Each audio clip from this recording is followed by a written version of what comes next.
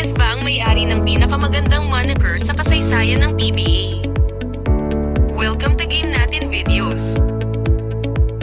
Marami ang nakakilala at nakakaalala kay Paul Bong Alvarez dahil sa kanyang high-flying moves na nagpapawaw sa mga fans.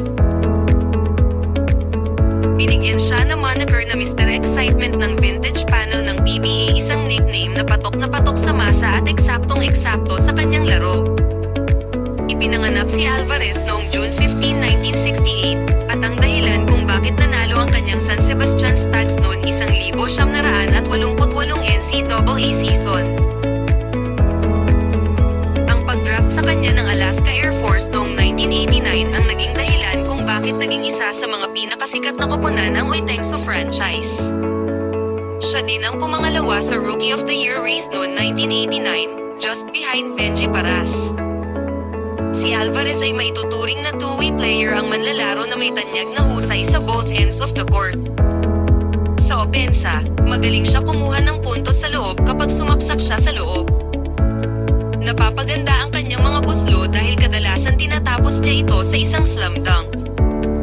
Eventually, nag-develop na din siya ng isang disenteng outside shot. Pero kilala din si Alvarez bilang isang mahusay na one-on-one defender.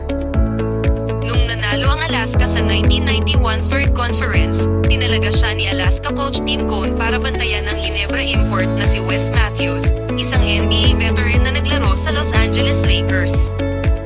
Naging successful siya sa pagbantay kay Matthews at masasabi ito na isa sa pangunahing dahilan kung paano tinalo ng Alaska ang Ginebra para sa una nitong titulo sa PBA.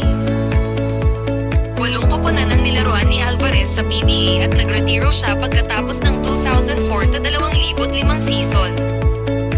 Please follow and subscribe sa Game Natin Videos para sa dagdag kaalaman. Write the Philippines Basketball Diaries. Thank you for watching.